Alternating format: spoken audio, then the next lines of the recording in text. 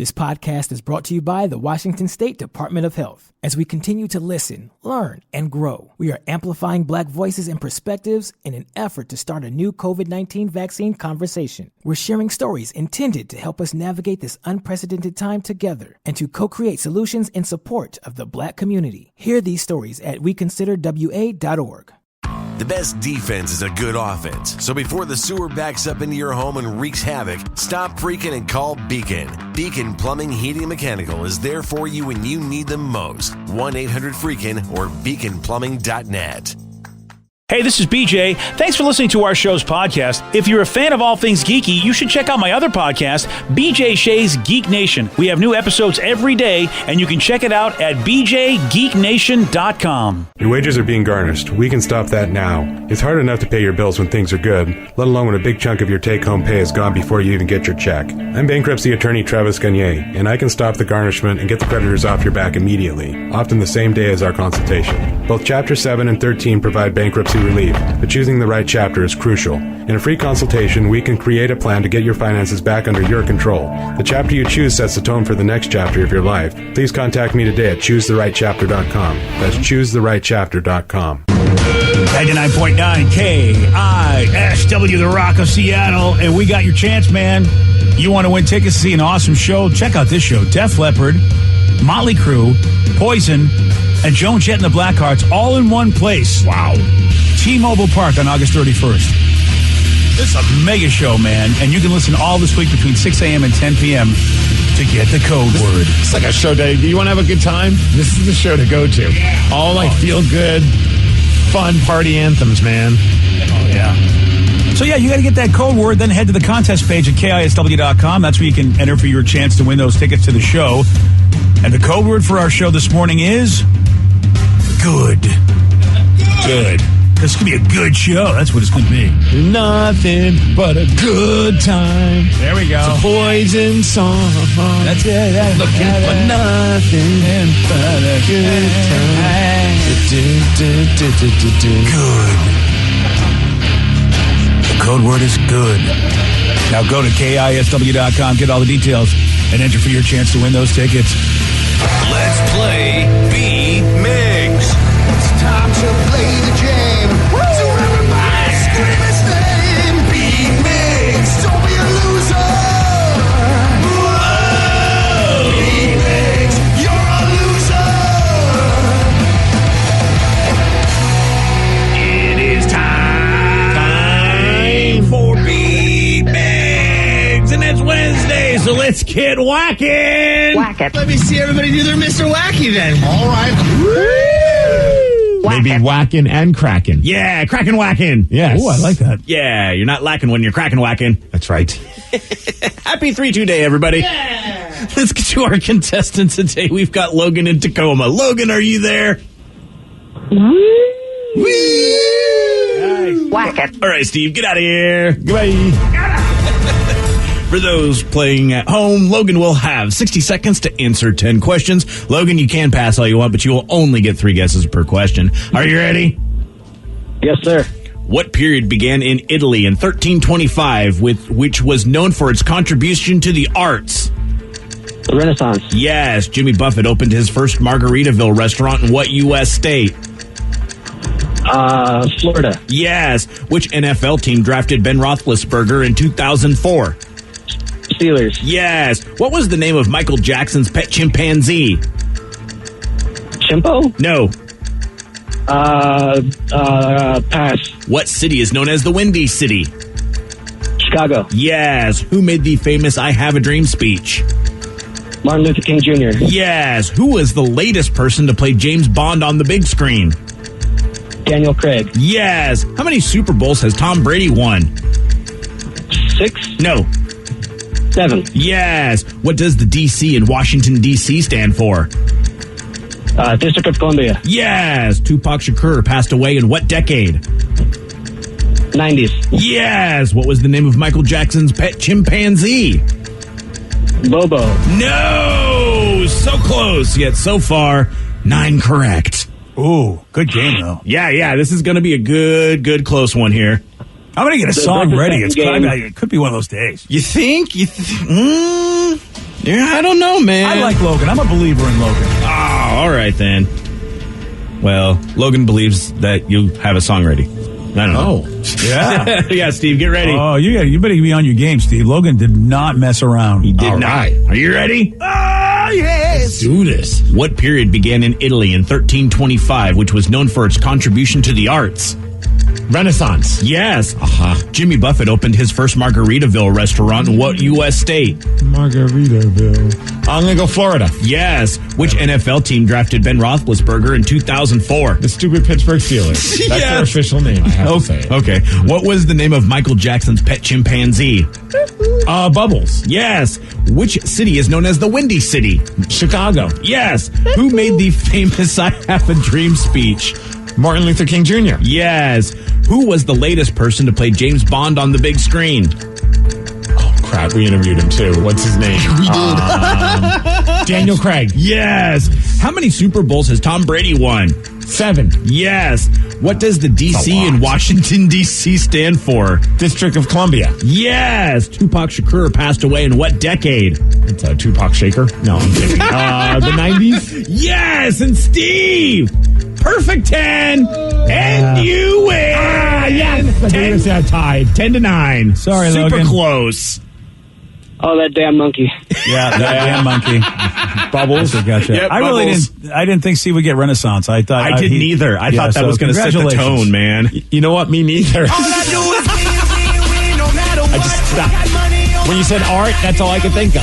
Well, that's how you play the game. So Weller and win. Weller and win. Renaissance. And they stay there. Congratulations on that perfect 10. Nice work, buddy.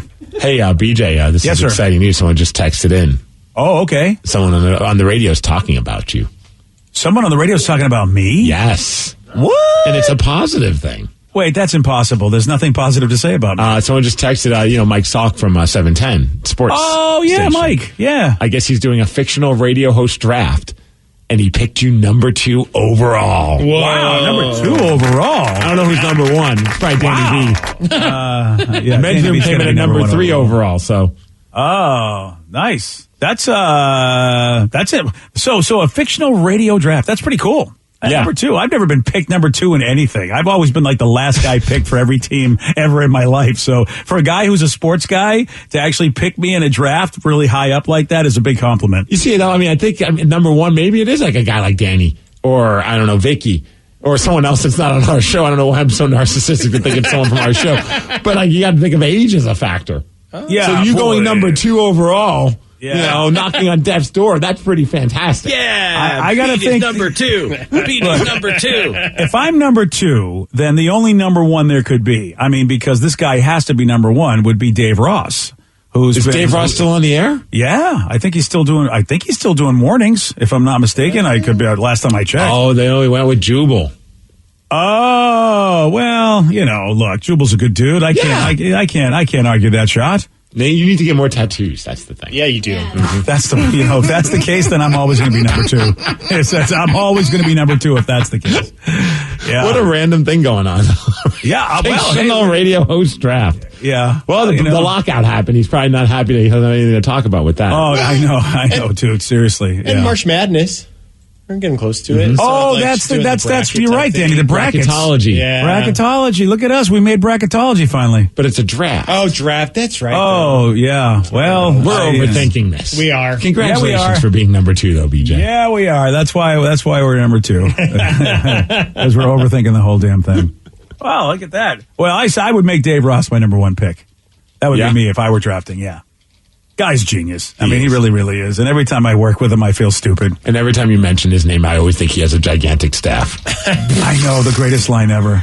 Is that still in our system anywhere? I don't think so. I think Oh, that's too bad. It was the greatest line ever. And he used to get, he didn't get mad. He would just roll his eyes at me going, well, of course, you take that out of context to make it sexual. Yeah, he was talking about his because he's running for politics and in radio, and they're like, well, how are you pulling all this off? He's like, I have a gigantic staff. Which, of course, it was just him. He didn't have anybody. And he didn't win, and it's too bad because he really is a reasonable guy. And it's like, of course, if the reasonable people who you think would actually be good politicians, of course, they don't win. They don't have a shot, so. All right. Well, we want to know this. We want to know, how is it that a 9-year-old was able to end up nearly 2,000 miles away from his home without his parents knowing it? This story is nuts, and I'll tell you all about it at 7:17 on The Rock. BJ and Migs, mornings on The Rock, 99.9 KISW. 99.9 KISW, The Rock of Seattle. There's a mom in Brazil. She woke up at 5:30 on Saturday morning, and she went and checked in on her kid, 9-year-old Emmanuel. He was still sleeping in bed. She's like, all right, I'll go back and get some Z's. Then she gets back there a couple hours later, gets up at 7:30, and Emmanuel was gone. She's like, 9. what the? 9 years old, man. And so she calls the cops, starts looking for him. They couldn't find him because here he is, man, more than 1,000 miles away. That's why they couldn't find him. Man, he's fast. He's very fast. Kids have unlimited energy. They can run forever. He's Jimmy John's fast is what he is. Just running like Forrest Gump. Turns out he had snuck out of the house, made his way to a nearby airport, boarded a flight without being noticed, and flew to another city in Brazil almost 1,700 miles away. Wow. Okay, that's a lot more impressive than I thought. Yeah, very impressive. Of course, Mom was panicking all day, but finally an employee for the airline called around 10 p.m. and said, we got him, he's fine. And turns out Emmanuel had been planning this. The kid's a genius. He wanted to visit some family members who lived across the country, so he was like, all right, I got a plan. He even Googled the phrase, how to get on an airplane unnoticed. Oh, I want to Google that, but I'm a little worried that Yeah, don't do that. Right, like TSA is going to be knocking on my door later today. Be like, hey, so why did you do that internet search? Yeah, you know what? I think Vicky's doing it right now. Right. Yeah. Yeah, she's Googling it right now. Well, she could pass for a 9-year-old. Right. Okay. You know what? He might be around the same height. Yeah. Authorities are still trying to figure out how he managed it. And it's like, well, maybe you ought to go Google how to sneak on an airplane unnoticed. I mean, how do you not know how he did it? He Googled the damn thing. I got to imagine as a kid, you just kind of walk on. I don't know how many people are going to really question him. Probably like, oh, he's trying to catch up with his parents. Yeah. You know what I mean? Yeah. From the documentary Home Alone 2, when Exactly. he runs Yeah. behind his dad and is like, that's dad right there. And they're like, oh, Right. go on in. Who's going to second guess? No one's going to think that a 9-year-old just ended up at an airport by themselves. And I feel like we've heard about this before. Didn't this happen in Yes. our country? Yeah, some kid just hopped on a plane. Nobody knew about it. I'm pretty sure that kid did it not once but twice. Yeah. If I remember correctly. They need to hire these kids for the government and just be like, all right, so What's the yeah. how do we make this not happen on our airplanes? Yeah, this is wow. It's the lukewarm topic of the day. Imagine being the relatives and he's knocking on the door and they're like, Emmanuel, good to see you. Why are you here? Where's Mom? Where are your parents? Right. Emmanuel's like, I don't need no stinking parents. And that's the moment where we all realize Emmanuel is one day going to be in charge of this family. Oh, man. Yeah, a 9-year-old snuck out of his house, boarded a plane, and flew 1,700 miles without his parents knowing. So based on this, we want to know, what is the most impressive and stupid thing that you have pulled off in your life? 206-421-ROCK. Text us at 77999. So what is the most impressive and stupid thing that you have pulled off in your life? We got your calls. We got your texts after Candlebox on The Rock. BJ and Migs, mornings on The Rock, 99.9 KISW. This podcast is brought to you by the Washington State Department of Health. As we continue to listen, learn, and grow, we are amplifying Black voices and perspectives in an effort to start a new COVID-19 vaccine conversation. We're sharing stories intended to help us navigate this unprecedented time together and to co-create solutions in support of the Black community. Hear these stories at weconsiderwa.org. 99.9 KISW, The Rock of Seattle. A 9-year-old snuck out of his house, boarded a plane, and flew 1,700 miles without his parents knowing. And based on this, we want to know, what is the most impressive and stupid thing that you have pulled off in your life? 206-421-ROCK. Text us at 77999. Someone said I drunkenly took 6 hits of acid while I was in the Navies at the barracks. I had to talk to the higher-ups while I was tripping. I didn't get caught, but it was really hard to do. I was out of it for 24 hours. Damn, that's impressive, though, that you were 6 able hits. to... Yeah, and you were able to just, go about your day and interact with all the higher-ups and be fine. See, I remember during my hallucinogenic days when you try and, act like as if you're normal, sometimes you can stay focused enough for, a couple of minutes and, you got it, but then, at least for me, I'd blow my cover rather quickly. I'd be like, I'm good, and then all of a sudden I'd just start melting down again. Yeah. I don't know how that guy pulled it off. I guess just knowing the fear of what would happen to you if you did get busted. Yeah, that is quite a feat. Because I think of the one time, it was when we first started at The Rock, it was like Ozfest. And I've shared this story, but it kind of goes along the lines with this guy because I remember I forgot that I was going to go jump on air with the men's room while I was there. This is back when we had a setup at the booth where we had the employees, the promotions people and all this stuff. So I'm like, and on the way we were taking a party bus or something. So I'm like, and everyone was like, I'll take some Molly and ecstasy or whatever. And I was like, I don't have anything to worry about. My day's done. I'm not driving. And I did, and I get there, and it all hits. And then as soon as I walk by the booth, someone from promotions is like, Steve, you got to jump on air with the men's room. They're waiting for you. I was like, Sure, no problem. And it was one of those things, focus for a couple of minutes. And then I heard Ted's voice, and I go, Ted, there's a lot of people here. And he instantly knew that I was not there. And he's like, we got to get him off the phone. We got to get him off the phone. This is a terrible idea. And then eventually I think Ted made it to Ozfest and found me in the grass, just throwing, I would just rip grass off the ground, throw it in the air and let it fall on my face. And I was, I didn't see a single band that day. Woo! That's a party right there. I was making it rain grass. It's the grass show, man. Look at these grass blades performing. They're unbelievable. Yeah, that was one of the valuable lessons of, what, maybe these partying days need to be done. Yeah, if you want to go see a show, you really then have to prepare to see the show. I might have given a show for some people, who's that random bald guy just laying in the lawn throwing grass on his face? Oh, dude, if we had, video back then to record like that, you'd been all over I would have put you all over the place. Oh, you would have put me on, Facebook Live or something like that. Oh, definitely. I go, hey, here's Steve. He's really enjoying the show. Anyone got any questions for him? Yeah. Oh, man. And you would have answered them. You would have been like, sure, I'll talk to anybody. Let's go. Yeah. BJ's own text and said, I was 12 years old when I stole my dad's car so that me and my buddies could go to Gasworks Park. Wouldn't have gotten busted until I got back, put it in the garage, forgot to roll the windows up, and that's when my dad realized something was up. I can't believe the audacity. I would never, ever think of doing something like that because I would think that I would get killed.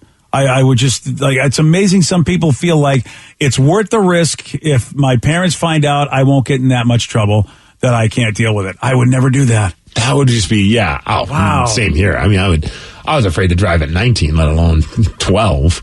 Yeah. And to take Dad's car without Dad knowing? Oh, man. Oh, dude, I wouldn't do. I don't know. Maybe, maybe his parents were cooler, but I just always had the fear of God in me. Like this would be it. This would be it. You know what? I would get the blank kicked out of me for this. Oh. Yeah, but some people do that. And how about though you would have gotten away with it, but you forgot? I guess his dad must be someone that's pays attention. Because I would also notice if my windows were all down on my car, I'm like, I never leave my windows down. This is weird. Unless I farted right before I got out of the car, and then I make sure I roll down a couple windows and I walk back into it later. Dude, that stays in your seats. So that's what I would have done. You know what, Dad? If your kid needs to tell you that. Oh, no, Dad, you left the windows. Remember you farted? Oh, okay. Yeah, that's a good excuse. Remember you farted? Little Tatum's going to have to remember that when she's in driving age. Right. Yeah. 206-421-ROCK, Texas at 77999. What is the most impressive and stupid thing that you've pulled off in your life? Someone just texted in saying, I counterfeited all access passes to Eric Clapton at the Key Arena, Tool at the Paramount, Slayer and Pantera at the Tacoma Dome via Kinko's. I went online, zoomed into the badges, got holographic stickers off of hats and laminated them, a gold paint pen, no questions asked. Wow, that's a lot more than I've ever done. But that sounds like fun. Wow. Yeah, I did that at a Blink-182 concert when I was younger. But it was just a wristband. I didn't need to do anything. I just had to get the right color wristband, and then I got to go backstage, and I felt so out of place. And I was just like, hi, Tom. Hi, Mark. You're really cool. Wow. I'm going to go back to you guys. You're neat. I'm going to go back to the crowd. There's nothing happening back here. That would have been awful. They're like, why are you back here? And yeah. Like, I don't know. I'm just here. I'm 14 years old. Puberty hasn't kicked in yet. Yeah, I guess this is growing up, huh, Tom? Yeah, exactly. Dude, I was always a fan of that kind of thing too, like where you could like almost like scam something like to get in. Because I remember for a while back when we worked at the old building in the early years, and I was like working part-time, and they wouldn't have even thought of giving like me a parking pass, and it sucked around then.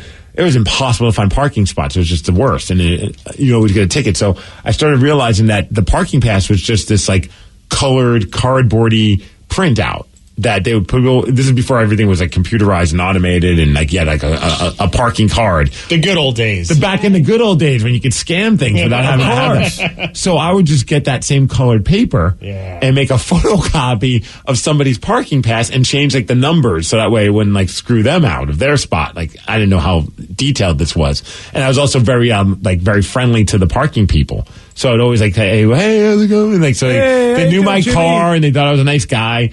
And I did that for, like a year. I had free parking in the building. Wow. And then one of my coworkers found out. And she's like, you're doing what? And I'm like, yeah. She's like, can you make one for me too? And I'm like, well, I mean, as long as you don't rat me out, I guess I'll make you. So then the two of us are having these. Wow. And that went on for another like several months until they finally started. Because every month they would change the color of the parking pass. So I'd have to wait to find out what color it was, then go get the paper. It was like this fun project that I would do. Wow. It's kind of like what that guy's saying. Like, part of the fun was really creating it. It wasn't even the end result. It was just like you feel like you're like some kind of like weird spy. I never did anything like that, but somebody did. And I remember that, we were in a contest, and I've talked about it before. Bob Rivers beat me in a contest, and he got to be on a Star Trek episode. Second prize was to go down to the Star Trek Experience, which used to be this big Star Trek themed Vegas place at the Hilton. And we were broadcasting live. They go, so the second place gets to do a live broadcast from down here. And frankly, I got to tell you, I mean, being on a TV show would have been cool, but being able to be part of the Star Trek Experience and sort of get like, VIP treatment to go on they had a big ride and you rode on like a ship and stuff. And it was really fun. And they had a bar that was set up to be one of the bars from the show. And that was really cool because you felt like you're on a space bar.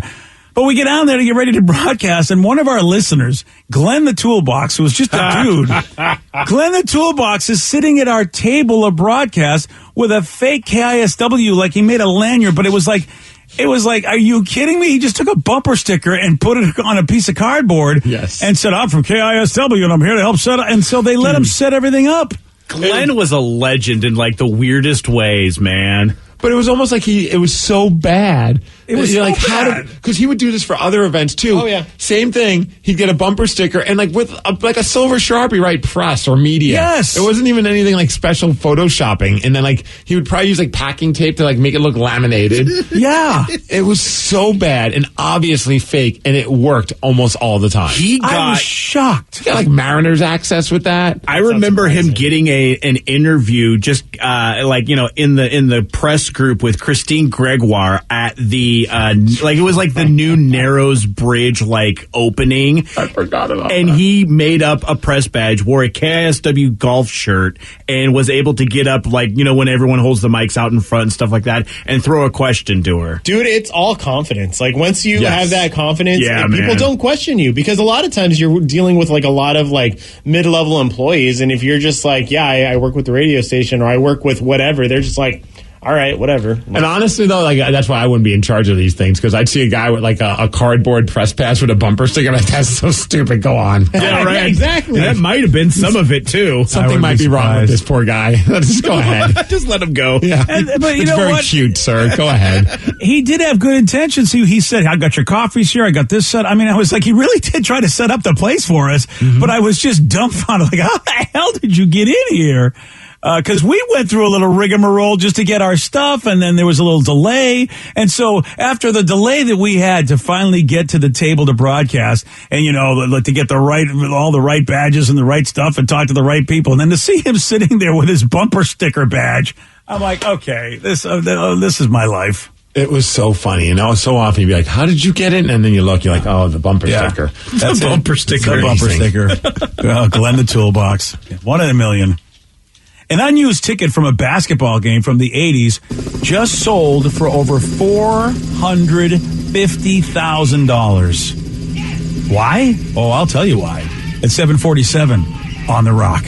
Today's podcast was brought to you by Travis Gagne, bankruptcy attorney. He's here right now and has agreed to answer more of your questions about bankruptcy. Here's another listener question. How do I rebuild my credit after filing bankruptcy?